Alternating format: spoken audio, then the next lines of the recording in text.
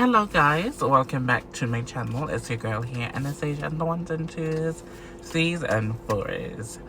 So welcome back to Car Rant or Car Chat, any which one you want to use. Hope you're having a productive week, day, night, or evening, or morning, whenever you get to watch this video. My topic that I want to rant about today is basically leaving it up to God. And when I say this, I don't mean that you should stay stagnant and not try to put in the work to get to where you need to get to. But understand that everything happens for a reason, and time sometimes is all that we need. And once you have breath, anything is possible. A lot of times we rush into things thinking that it's the bed of roses, or thinking about it, oh, I want it this way or I want it that way. These are my expectations, in any situation, whether it's work, whether it's relationship, whether it's friendship, having all of these high expectations and not necessarily taking in the situation for what it is and then analyze it accordingly. I just popped off a nail and it's somewhere in my car. I don't even know where it is. But deal with it accordingly. And sometimes we pray for something to manifest, but then we're not putting in the work in order for that thing to manifest. It's just like a vehicle, a car.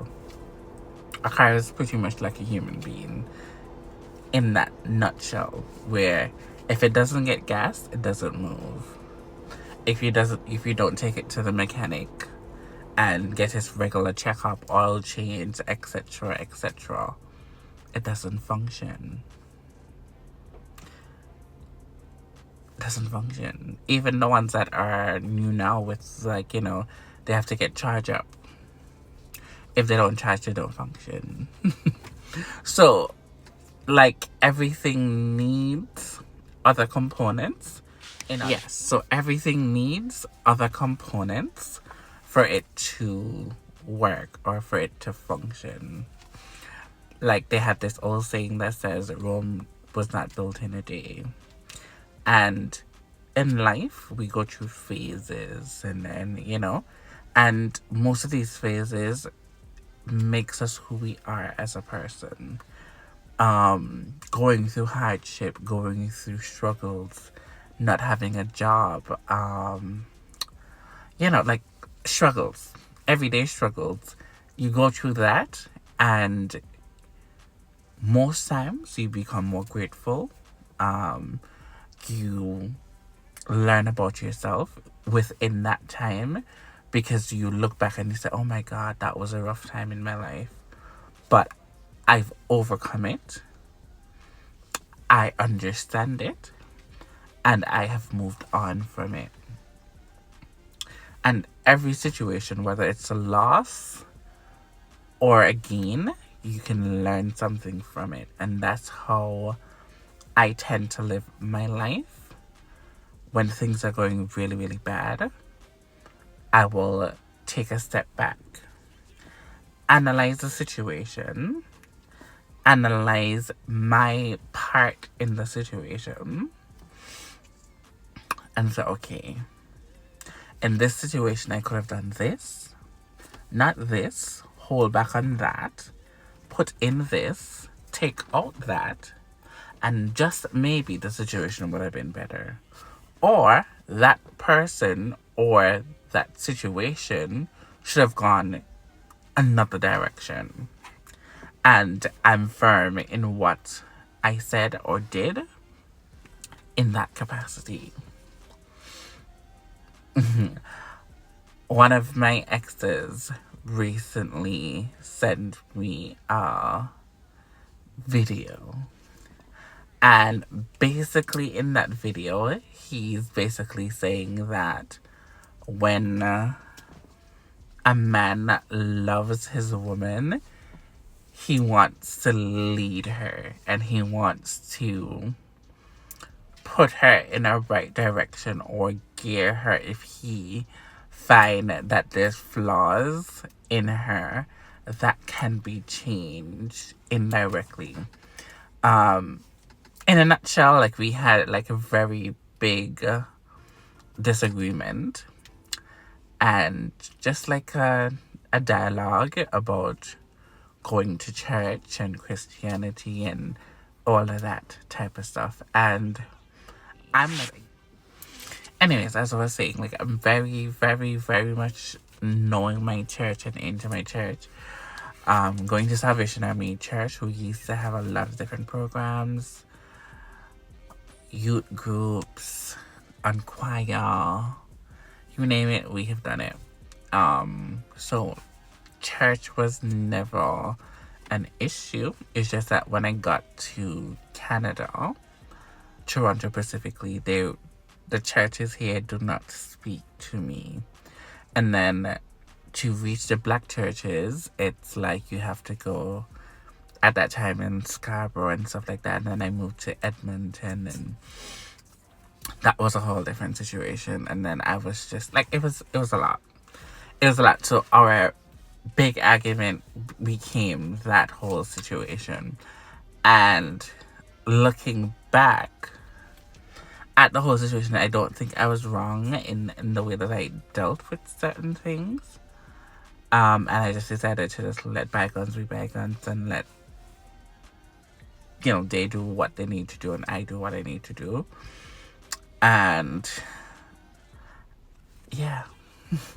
I don't know what was their intentions, or if they missed me or whatever the case may be. And the fact that, I did everything that I said I was going to do. It didn't happen when it was supposed to happen, but it did happen. And I said true to, my word and stuff like that. And it's just life, let me tell you. And relationships, that's a whole different topic and different ball game.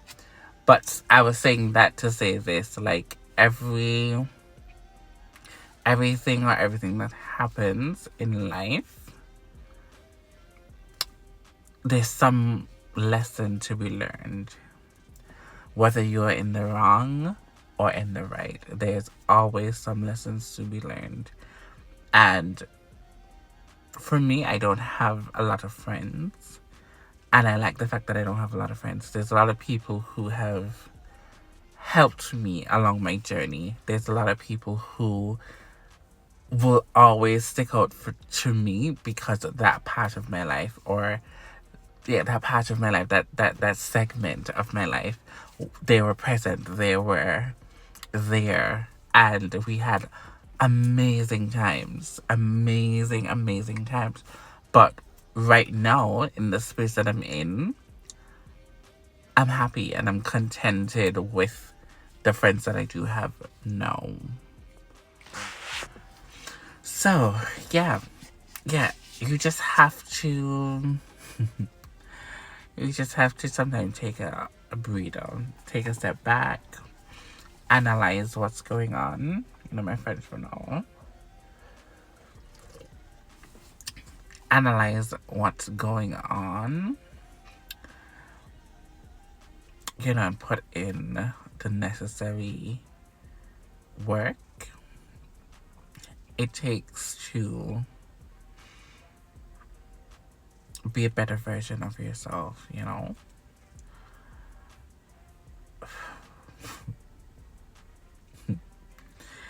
One of the things I've done this year to add to being the better version of myself is put myself first. And as cliche as that sound, I had a very, very hard time putting myself first. And this year, time and time again, well, I had some hiccups, but for the most part, I've been putting myself first, and it feels good. But because it's not something that I'm accustomed to,